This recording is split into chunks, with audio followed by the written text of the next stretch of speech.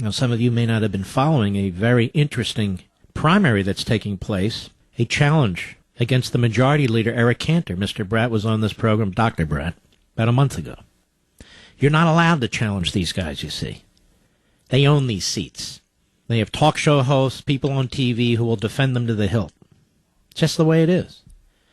I call them as I see them.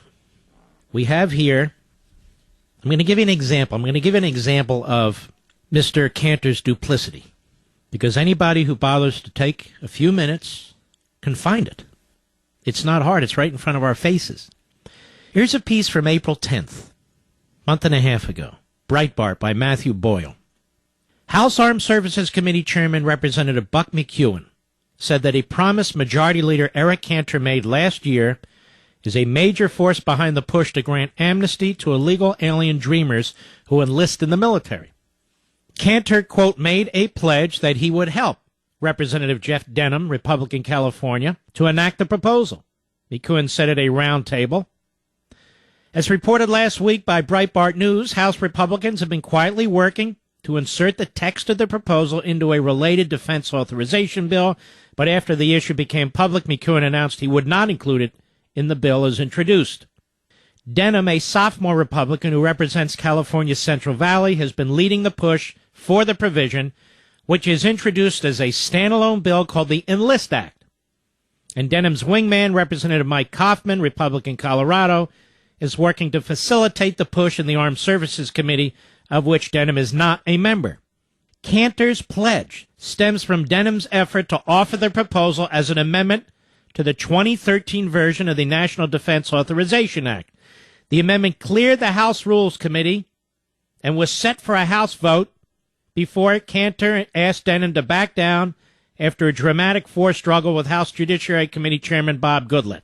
So in other words, they're fighting over who's going to do this. They're not fighting over whether it should be done, but who has jurisdiction. Goodlatte, whose committee has jurisdiction over immigration matters, has not weighed in publicly on the effort this year beyond telling Breitbart News we're working on it. Last week, after Denham said that Cantor was very supportive of his efforts, a Cantor aide said this policy issue is still being discussed at the committee level and no commitments have been made on a path forward or the process if it were to move forward. But according to McEwen, Cantor did make a commitment to at least help Denham's push. I have independently checked this out on Capitol Hill. And Cantor was one of the people behind this, to slip this in to this defense bill. In essence, a Dreamer Act. The Associated Press noted that McEwen's statement last week hardly means Denham's effort to insert amnesty into the bill is dead. It could, the AP wrote, come back to life as an amendment on the House floor. That's especially so if Cantor is supporting it in line with his pledge. McEwen issued a statement last week saying the immigration measure wouldn't be in his core committee bill. However, that doesn't preclude an effort to force a vote in the full House on what might be the immigration vote of this election year.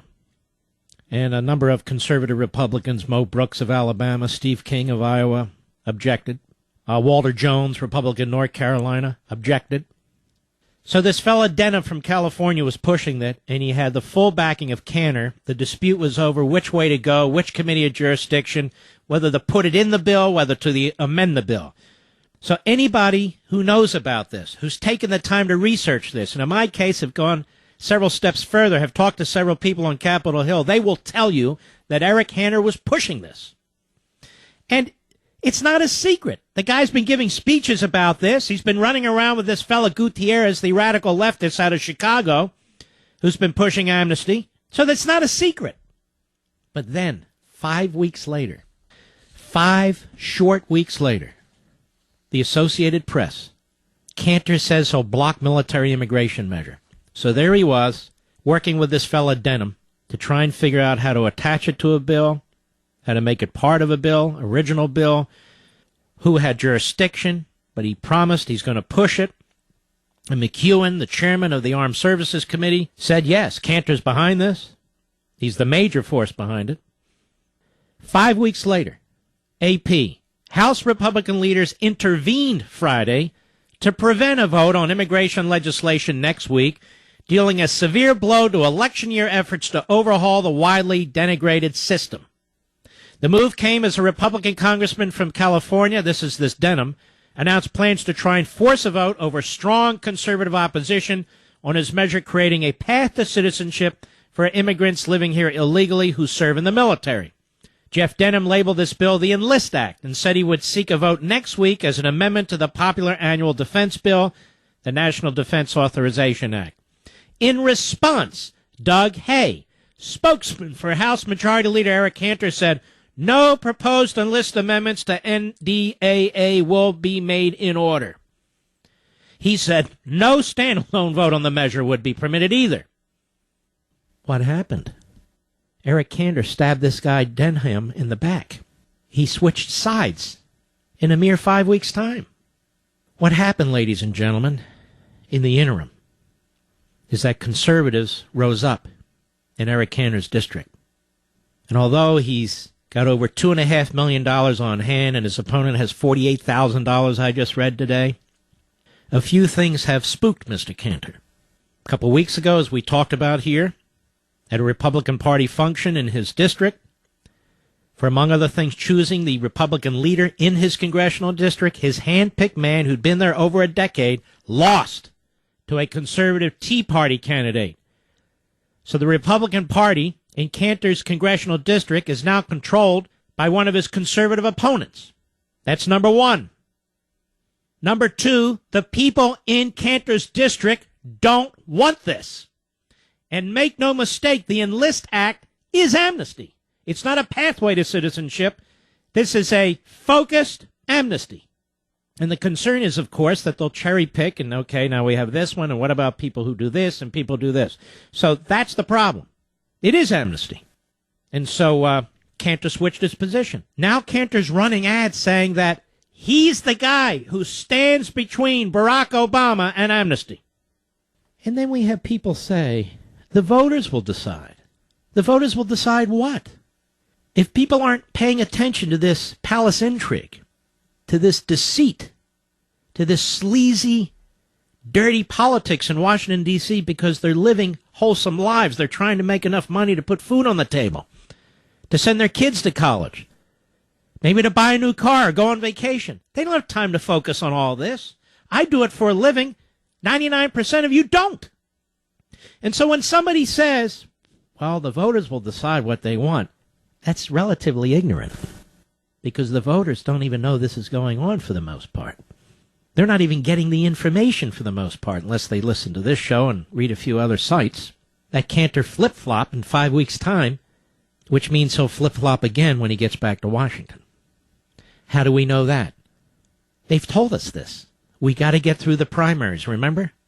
They're actually telling you, the Republican voter, you, the independent, you, the Democrat, they're telling you they need to get through these primaries. In other words, they have to get through these nominating processes, deceive enough people, deceive enough voters until they're in the clear to do what they've always wanted to do.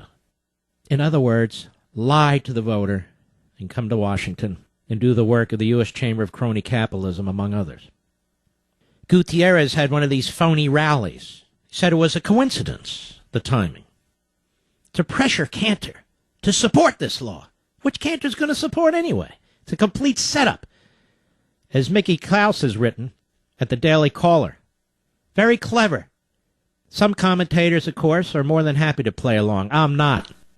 This is the real deal. So, ladies and gentlemen, it's that and worse that's going on in this district. And this is a national issue because Cantor is the Republican majority leader in the House of Representatives, which, as you know, is a national, I shouldn't say that, is a federal body, although it's become a national body. So it's relevant. It matters.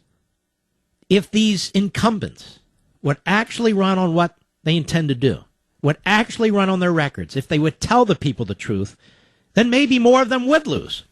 Then maybe the voters would have an honest shot. But their entire purpose is to deceive. And they do that by dissembling.